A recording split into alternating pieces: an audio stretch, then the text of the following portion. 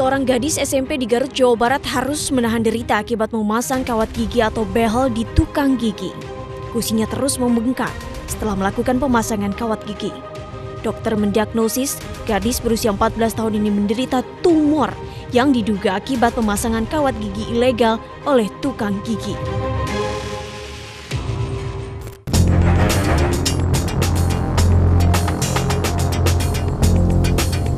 Berkaca dari kasus Tasya, tim iNews File pun melakukan penelusuran untuk mengetahui tukang gigi atau ahli gigi yang melakukan praktek serupa. Dari sini itu ada tukang ahli gigi. Ntar lo dari tempat parkir aja biar gua sendiri yang turun. Berapa mas?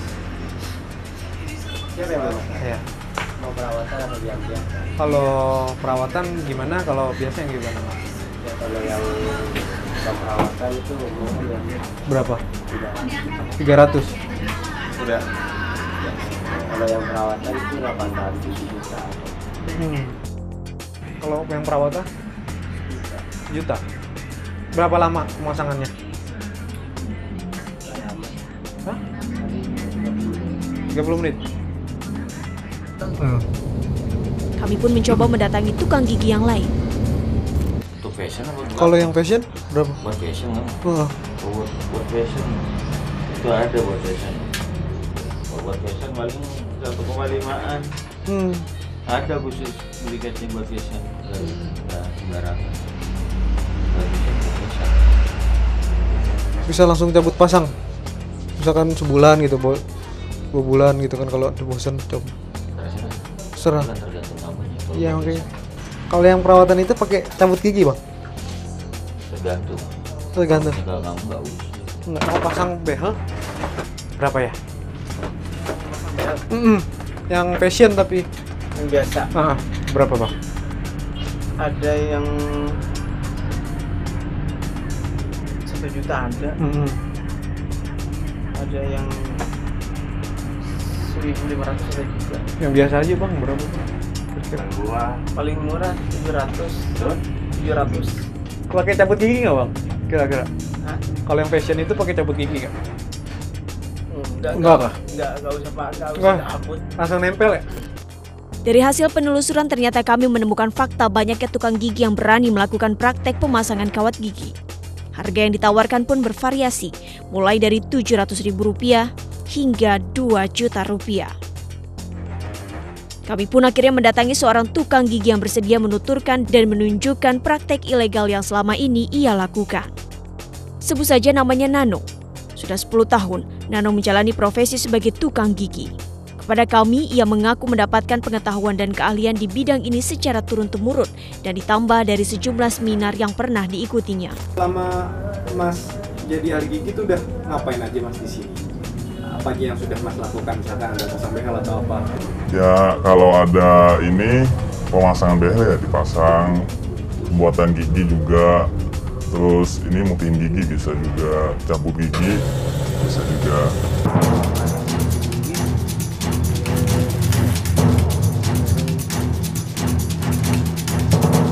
Ya, tak hanya melakukan kewenangan sesuai aturan, yakni membuat dan memasang gigi tiruan saja. Nano juga melakukan praktek lain layaknya dokter gigi spesialis ortodonti, yakni melakukan pencabutan gigi dan pemasangan kawat gigi. Tarif yang dipasang untuk setiap jenis jasanya pun bervariasi. Kalau pemasangan behel dari 500 sampai 2 juta. Kalau pemutihan gigi, kalau veneer itu bisa sampai 20 juta sampai 50 juta. Nah, aslinya sih sama aja. Cuman dari ini biasanya lebih terjangkau harganya. Rata-rata pasien yang datang adalah dari kalangan anak SMA dan mahasiswa. Biasanya dari anak muda sekarang, biasanya anak-anak muda dewasa. Kadang-kadang buat fashion ada, tapi banyakkan yang buat perawatan. Dalam sehari, Nano bisa menerima 2 hingga 5 pasien kawat gigi. Pasien yang datang untuk melakukan pemasangan kawat gigi pun tidak perlu melakukan foto ronsen terlebih dahulu. Proses pengerjaan yang dilakukan pun relatif tidak membutuhkan waktu lama.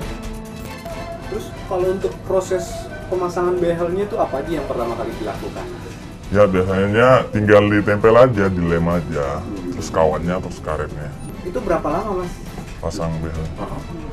30 menit udah. Layaknya seorang dokter spesialis ortodonti, Nano pun menyarankan para pasiennya untuk rajin kontrol pasca melakukan pemasangan behel atau kawat gigi. Nano bahkan mengklaim material kawat gigi dan juga peralatan yang digunakan hampir sama dengan yang digunakan oleh dokter spesialis ortodonti. Saya ngambil barangnya sama, jadi sama aja, cuman fasilitasnya yang beda. Apa misalkan fasilitas yang beda? Dari ruangannya beda, sama peralatan-peralatannya beda, nggak mewah seperti dokter. Dan coba perhatikan, alat-alat yang digunakan oleh Nano untuk memasang kawat gigi ini terkesan seadanya dan kurang higienis. Selama puluhan tahun menjalani praktek ilegal ini, Nano mengaku belum ada satupun pasien yang menyampaikan keluhan atas jasanya. Nggak pernah, kalau cuma sakit itu biasa, awalnya aja ngilu biasanya. Tapi nggak, cuma 3 hari paling lama. Demi mengejar keuntungan dan tanpa memikirkan resiko yang mengintai bagi para pasiennya, pelaku tetap menjalankan praktek ilegal ini. Lalu bagaimana prosedur yang benar dari pemasangan kawat gigi? Dan apa tanggapan Asosiasi Tukang Gigi Mandiri atau Astagiri tentang fenomena praktek ilegal yang dilakukan sejumlah tukang gigi? Saksikan iNews File sesaat lagi. Beda ya jelas, kalau dokter dia lebih ke medis, hal-hal yang sifatnya medis, kalau tukang gigi itu non medis.